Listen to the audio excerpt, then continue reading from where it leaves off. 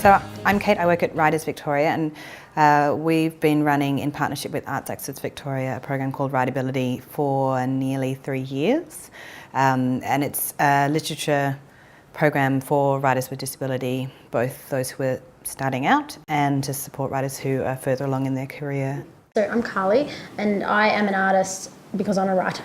So I can't make anything. I have all these great ideas, but I can't do anything. I'm like not very good with my hands. I'm good with words, I guess. So I had this blog, just my name, Carly Findlay, for nearly 5 years. I put my photo of me looking what I thought at my worst on the internet, and I wrote about, I think I even cut it in half so it didn't reveal even who I was, and that was 4 years ago now.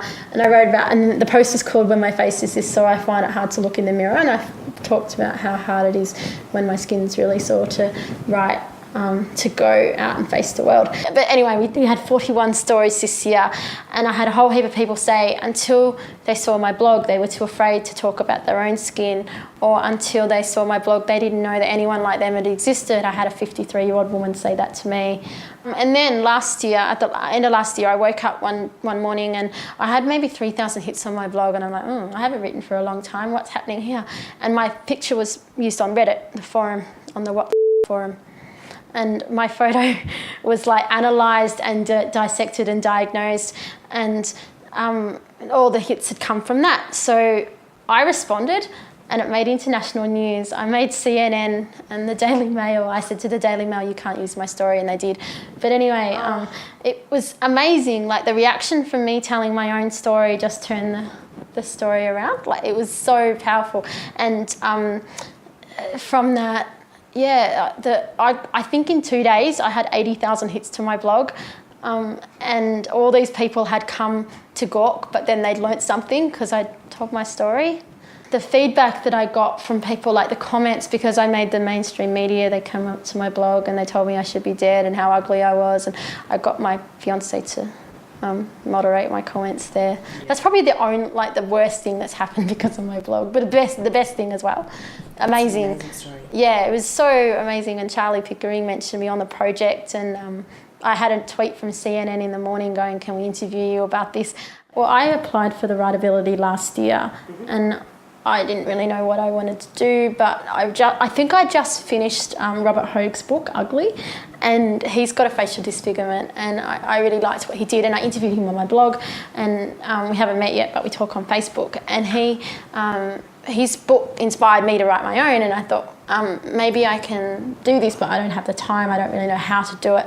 So then I applied for Writability, and I was mentored by Sam Twyford-Moore, the director of Emerging Writers Festival. Well, I think the democratisation of the publishing sector and the huge changes that whole industry is seeing at the moment has really opened up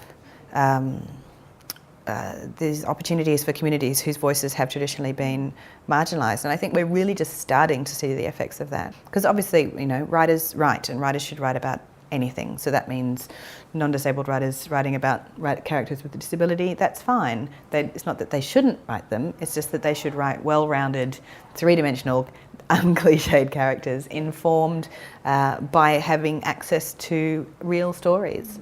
The biggest piece of feedback about Writability has just been the sheer demand, in that everybody who's been part of the program wants to be part of the next part of the program, and we're getting new people every day.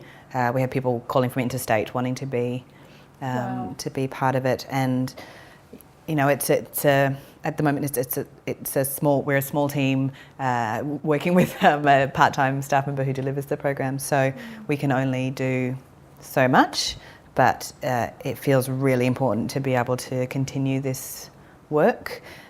So the Writability program was designed to help address some of those imbalances, and we do that by providing, by addressing some of the financial barriers to access, by providing free mentoring support and free workshops, by making everything that we do as accessible as we can, not only in the Writability program but in all of our literary programs.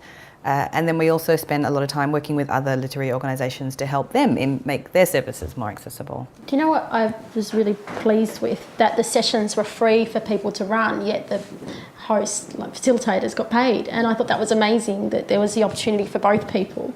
Because a lot of the time, people with disabilities, and I've written for Amprop about this, that they don't get paid for their time because it's seen as a nice to have. And I thought that was really nice and valuing. Yeah. So thank you, Kate. I haven't sent my invoice yet, but thank you.